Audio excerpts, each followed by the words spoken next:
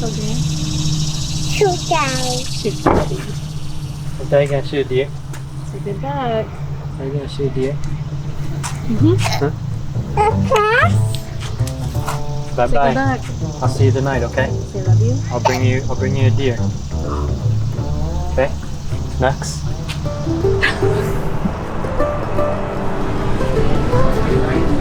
Yes, sir. Non-resident hunting license and deer tag. Awesome. Thank you. Thanks for coming in. All right, got our license and tags. We're ready to head to the farm. It's September 5th, opening day here in Kentucky. And Grant and I got in last night. This is actually the second leg of a busy start to the month of September for Grant and I. We spent about a week in Nebraska with the Realtree Road Trips guys and the Major League Bow Hunter crew. Had a really fun camp there.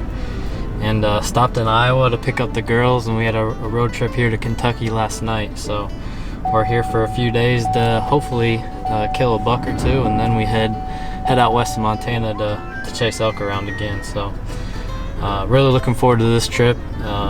We're hunting in Grant's old stomping grounds where he grew up, hunting with a good buddy of his named Keith, and we're heading to Keith's place right now. So excited to catch up with him and figure out the game plan for tonight, and more importantly, excited to get in the woods.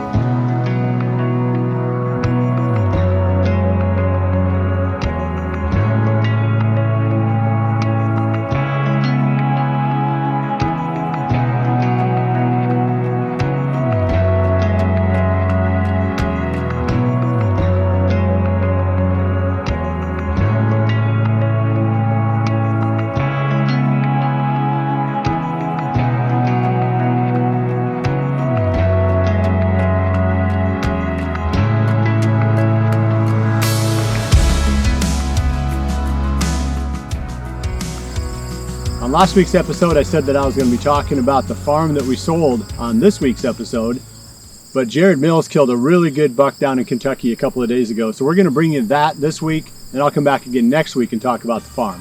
Hopefully you enjoyed Jared's great hunt. Is there a place to shoot right here somewhere? Yep.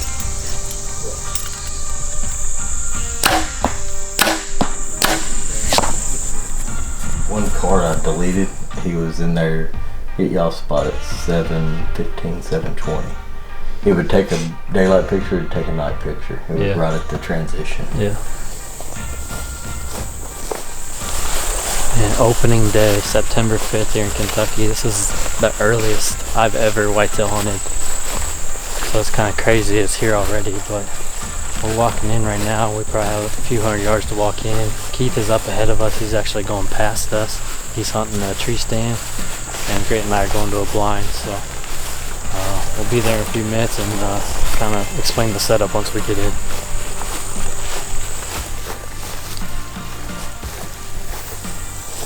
Alright, Grant and I are settled in, and it's a warm one to kick the season off.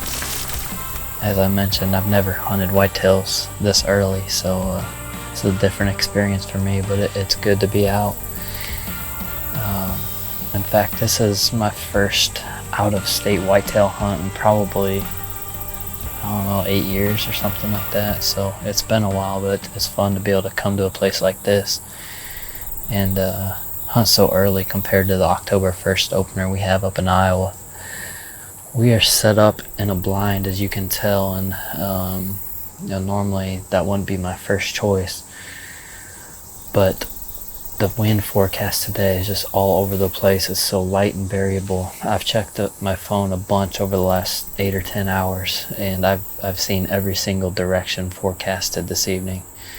So for that reason, we decided to bring the ozonics and just try to bottle up our scent inside this blind as best we could. This is a blind that Keith put out and brushed in really well, so hopefully the deer are used to it by now. Keith's actually kind of catty corner from us across the CRP field.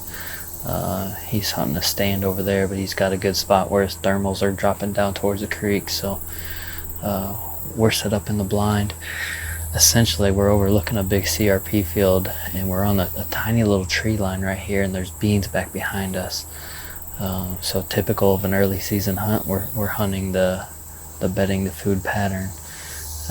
It's that time of year where they're shedding velvet, so I would venture to guess we're going to see some hardhorn and some still in velvet. I've never killed a velvet buck, so that'd be pretty cool, but just hoping to kill a good mature buck to get the season started off on the right foot. 2020's been a rough year, as I'm sure it has for a lot of people, and it feels good just to get back in the woods. It's there's no better therapy than that, so excited to be out, excited to actually be hunting, and hopefully Grant and I have a good night.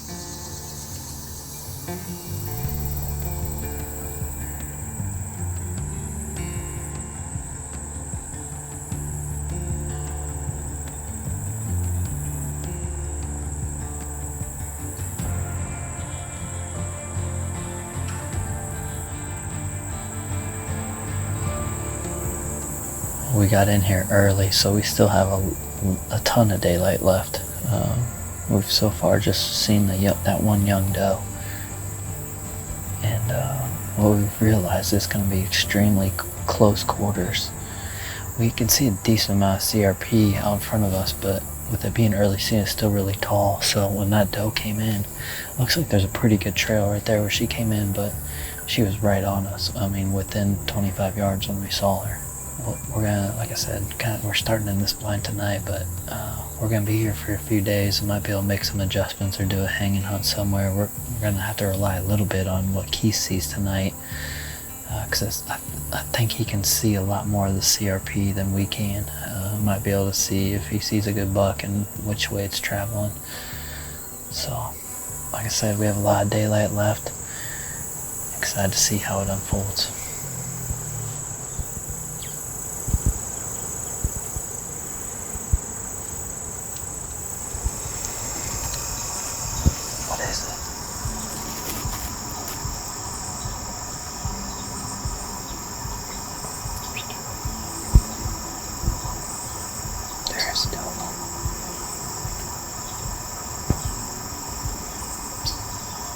It's at 8, isn't it?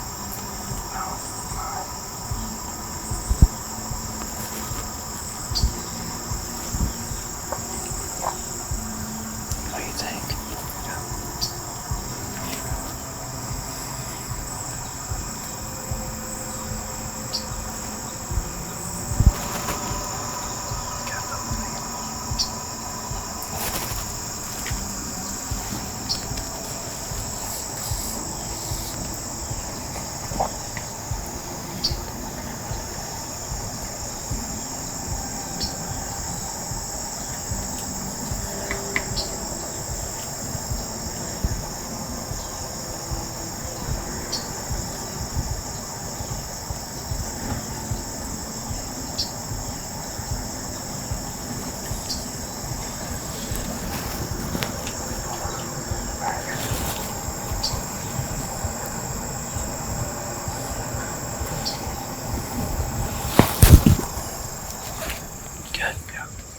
Meh.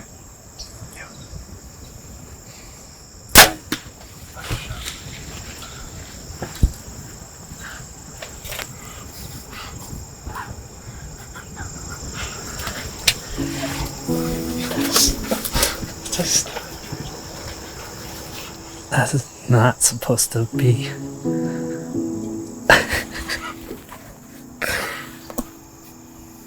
That's not how it's supposed to work right there. I mean,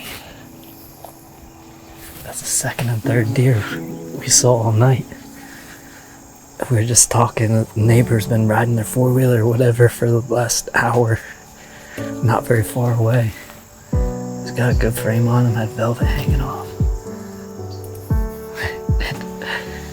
It's just not supposed to work like that. I'm excited to watch the footage and see. I think I made a good shot. He did nosedive right after impact, and I could see him bound away in the CRP. Man, I'm still in shock.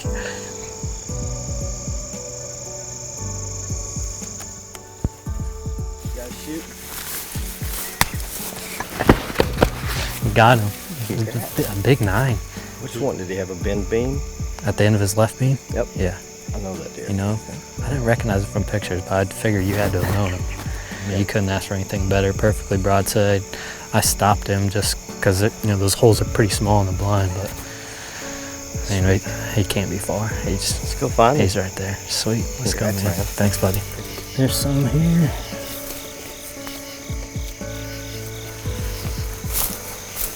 All right, right there. He's 2 yards away from us. Where'd he go? 40 yards. Yes, sir. Look at that deer. First velvet buck.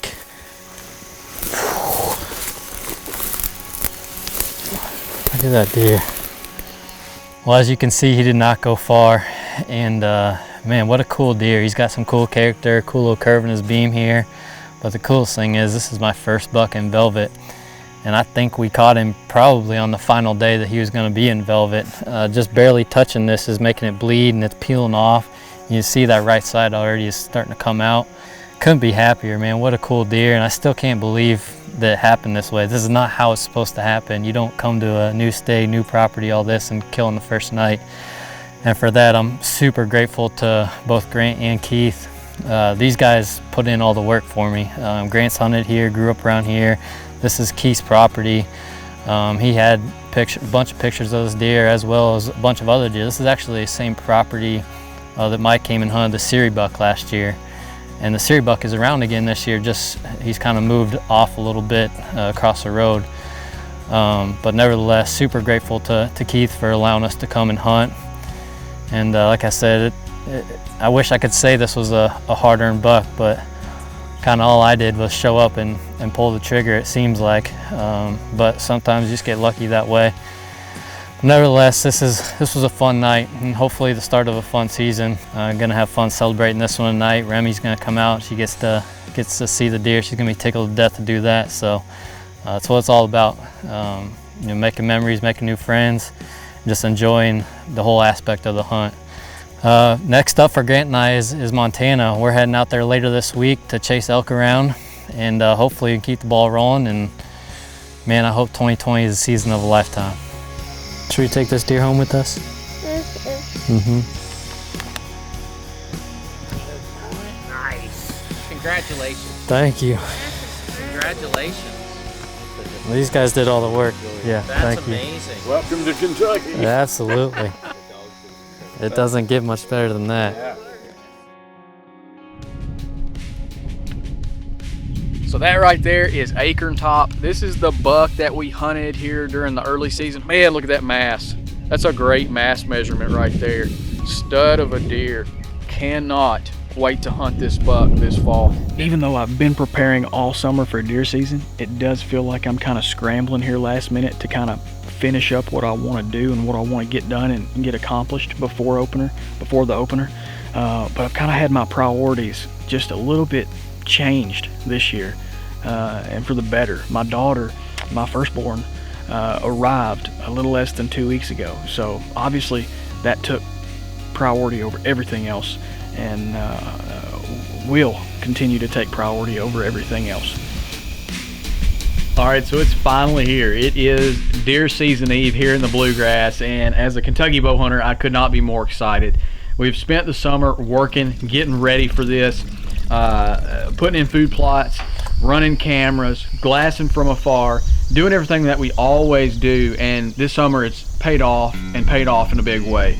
I'm hunting the same farms this year as last year. We have the North Farm, South Farm, East Farm, West Farm, and Central Farm. 5 farms that we're going to be focusing on here in Kentucky. We also have our property up in Ohio, John Kirby and I, but we won't be hunting up there quite as much as we will be here in Kentucky. So, we have target bucks on pretty much every farm that we hunt here at home, the 5 farms. But I'm going to be spending the most time on the East Farm and the Central Farm.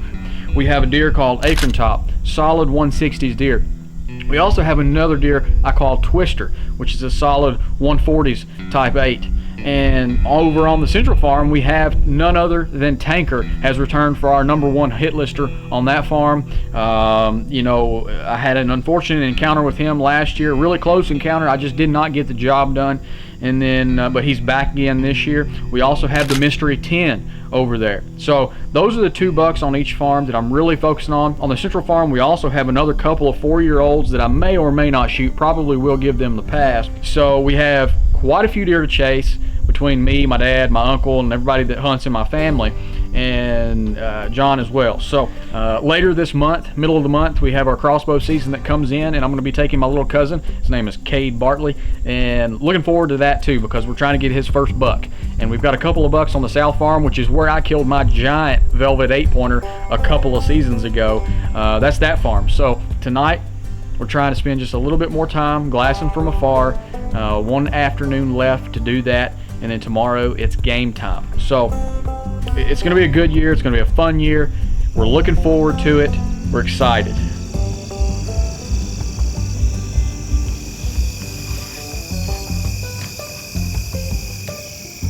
As you can see, we're kind of tucked in pretty tight here, but we've got a couple of 2- and 3-year-old deer that's stepped out down here. One's completely shed, the other one's in full velvet. We've seen a few does. We've not seen Twister yet. We've got a guy shooting back here on the back side of the property on the neighboring tract, and that may be part of it. I don't know.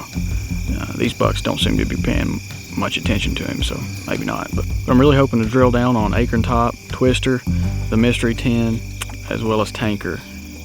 We'll see. We're going to be bouncing around because these deer, they seem to be pretty tight in their core areas, and depending on their, you know, the wind direction, I only have 1 or 2 stand locations for each of these target bucks that I can really feel comfortable getting into. We're gonna settle back in here. Hopefully we see Twister, but if not, we'll see you tomorrow afternoon.